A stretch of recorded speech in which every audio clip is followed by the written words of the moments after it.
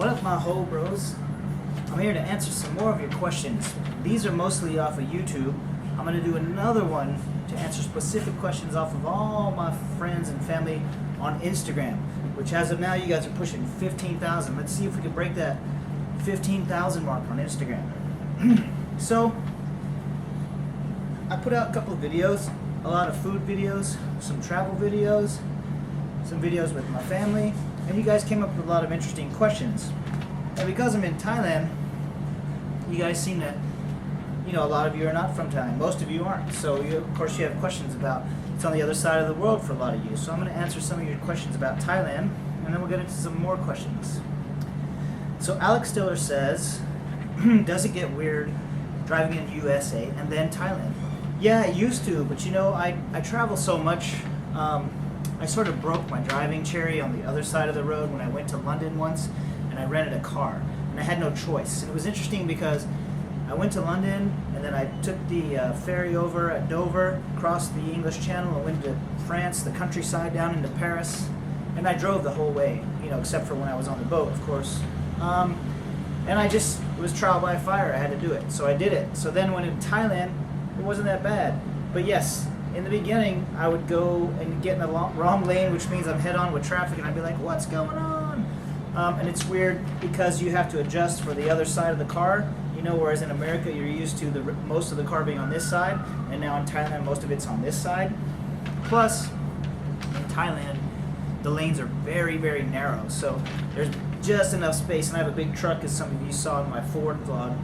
My truck is really big for Thai size, so it's difficult to get in those narrow lanes and parking and so yeah, it's a challenge, but not impossible. You get used to it the more you practice, as you would imagine. Riku Vlog says, how old were you when your beard really started growing? I don't know. I was probably in my late 20s or early 30s when it really started to get crazy. I mean, I do remember I was in a movie called Andersonville with Ted Turner produced it, and Jane Fonda, and a lot of famous actors were in it. A guy from Back to the Future that plays Biff, and who else was in it?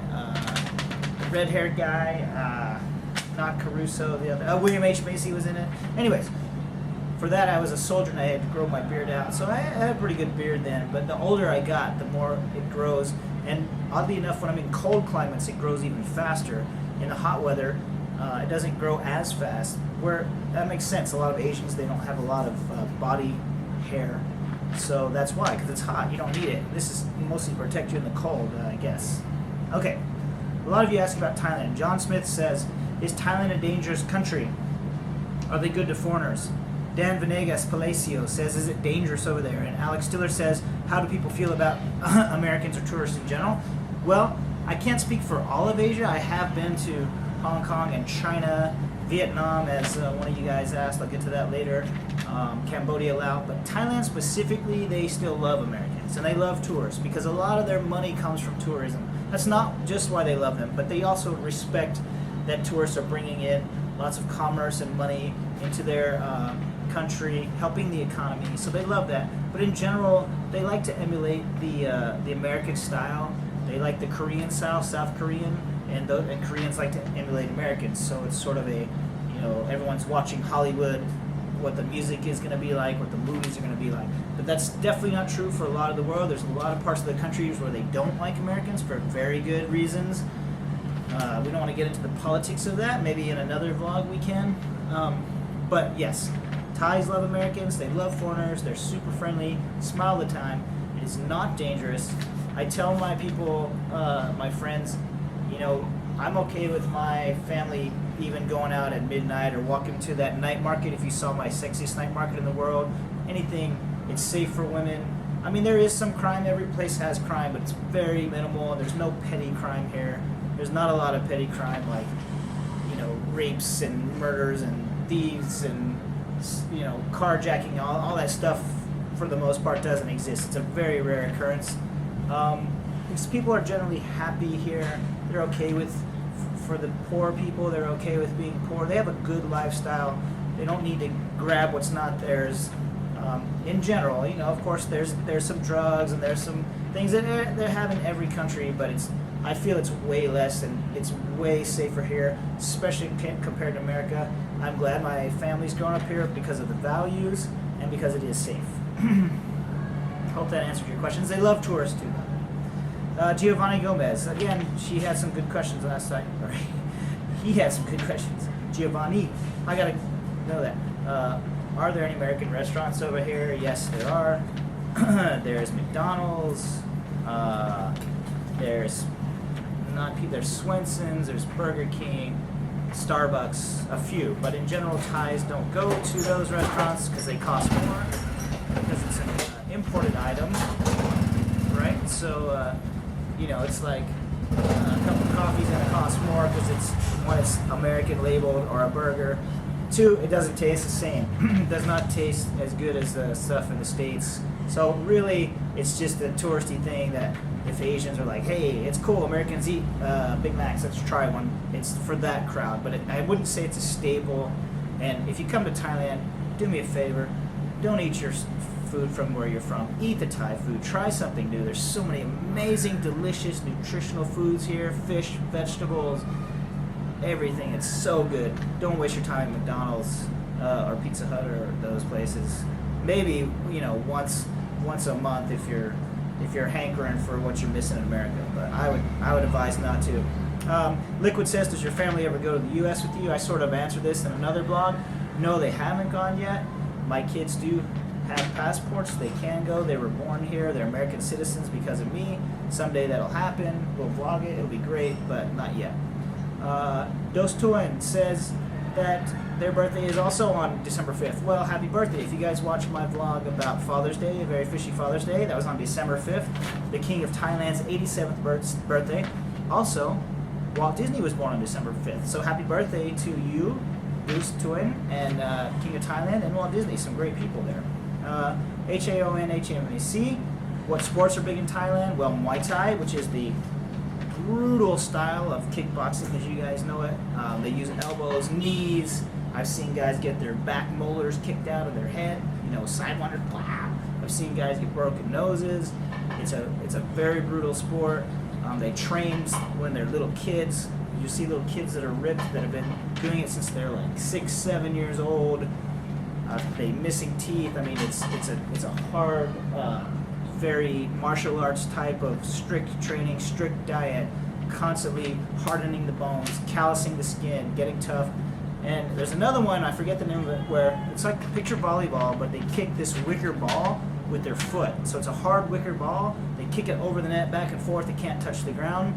And they can only use their feet, not their hands. And they do back flips and flip it. So they'll see the ball coming above the net. They flip, kick it over, and try to spike it with their feet, above the net. Crazy. Check that out. It's a great sport. Big in Thailand. A lot of you, Bob Bishop, for example, are asking how far is the NBP, Natural Born Pranksters movie? Is there an ETA? Again, I don't know the answer to that. There's post-production, there's effects, there's credits, there's sound mixing, there's sweetening, there's lots of things. That was a crazy bug that just landed on me. Lots of things that have to be done. Then we might do additional pickup shooting. Then we have to promote it, and then we'll release it. So that's a long ways off. I'll let you know when I know. Right now, no idea. Davila Visuals says, I'm a digital media production graduate. What advice can you give me? Nick Ramirez says, how do I get in the biz? And lots of you asked this question, and I've answered it in part. I'll type in some answers, but basically in our biz, it's super competitive. So what you need to do, everything is word of mouth. So first of all, start working on some sets, even if you're an intern or a PA. Even if you don't get paid on the first one or two of them, that's fine. Make some friends, kick ass, work hard, put in the hours, ask questions. If you don't know what it is, ask questions. I started getting the coffee and answering the phone and driving people around and stuff. That's where I started. Ask questions. Learn all the departments. Figure out which department you want to go into. Do you want to be a camera guy? Do you want to be a grip and electric? Do you want to be a director? Do you want to be makeup and hair? Do you want to do special effects or visual effects? Learn what you want to do and start learning about your craft, because each one of those things is a skill that takes decades to learn. Respect people that are in the business longer than you. Be happy about it. Don't always complain. It's super competitive. So if you don't want to do the job, there's 15 people that want to do the job. So it doesn't mean you have to work yourself and into inhuman conditions, but it does mean that you have to put in the hours, you have to put in the respect, and you have to make a great impression, and people will start calling you and recommending you over and over, and you'll work your way right up the ladder just like I did. Sit the fuck down and watch the video.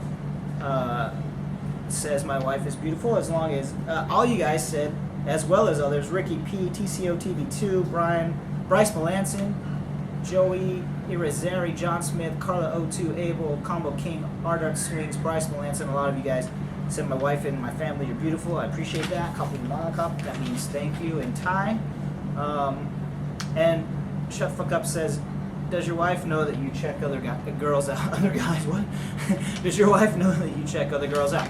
Now, this is a philosophical thing, guys. So, your woman wants to make sure that she knows that she is queen.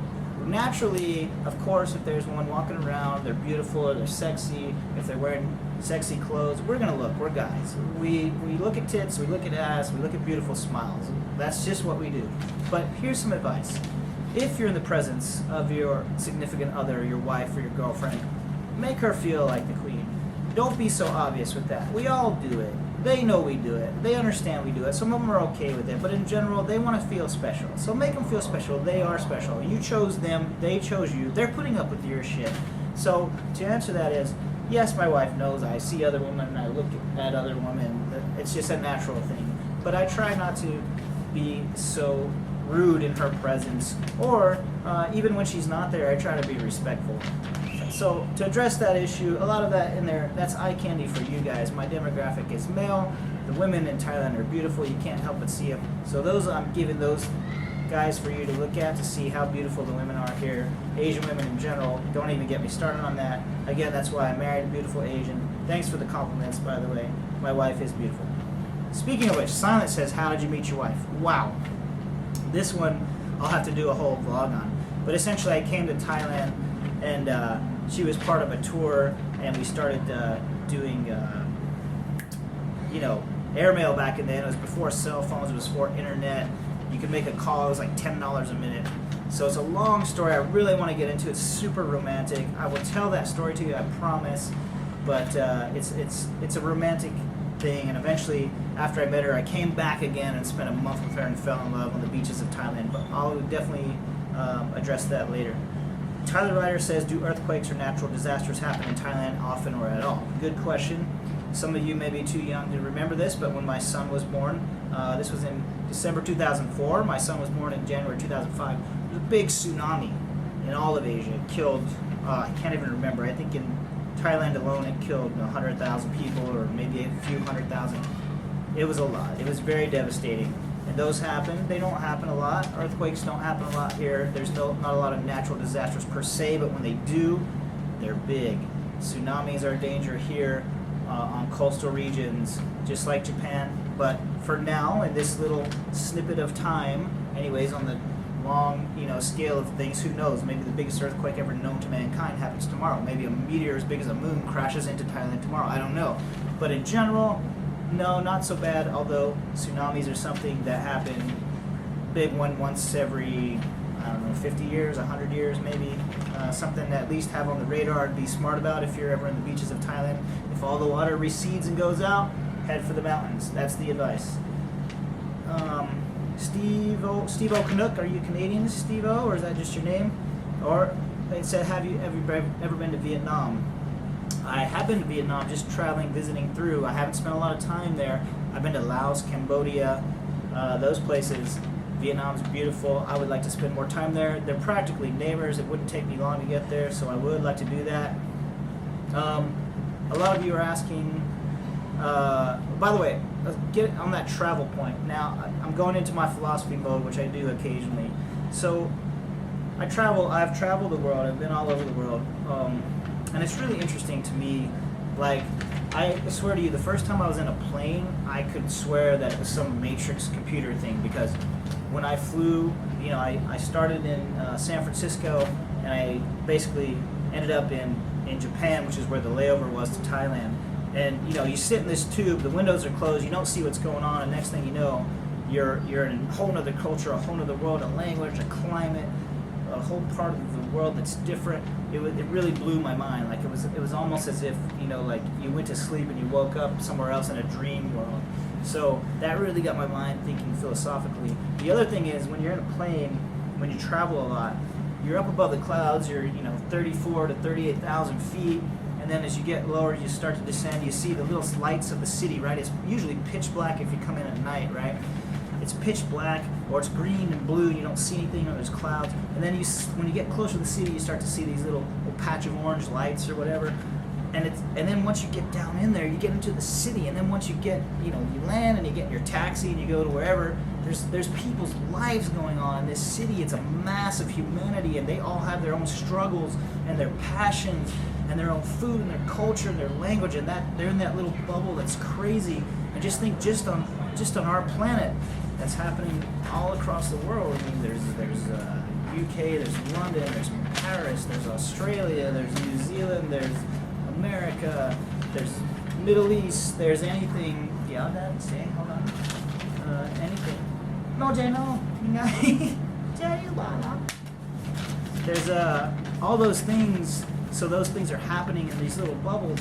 But yet, when you're up in the air, when you're 30, 40,000 feet up in the air, none of that exists to you.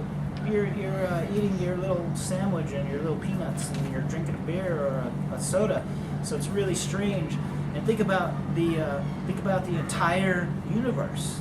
Okay, so what if that's happening on our planet right now? There's all these little microcosms. What about in the world, where there's like stars and galaxies, and it just goes on for infinity? We can't even imagine all these little existences that are happening. That doesn't even count interdimensional. What if there's things happening? What if simultaneously there's another Jude sitting right here eating a cream pie? It's crazy, right? Yeah, we'll get into that later. Anyways, philosophy blows my mind. There's so many things to talk about. We should do vlogs just about that sometime. Anyways, I've talked your ear off enough. I just wanted to give a shout out to my Instagram fans. I am going to do a separate Instagram thing where I address your questions. My Instagram is same as my Twitter, @JudesWalco. Check me out there. Shout out to Fat Kiki. Not only am I a Georgia fan, I graduated from Georgia. Go Dogs. A lot of you asked that. I was raised in Fort Oglethorpe, Georgia. Graduated UGA Athens. Go Dogs. And a special shout out to the Strafe M, Sweden and Iraq. I'm assuming that means you did a tour in Iraq. You're from Sweden, maybe. Anyways, thanks all again. Much love and respect. Don't forget to subscribe. Love you guys. Talk to you soon. Peace.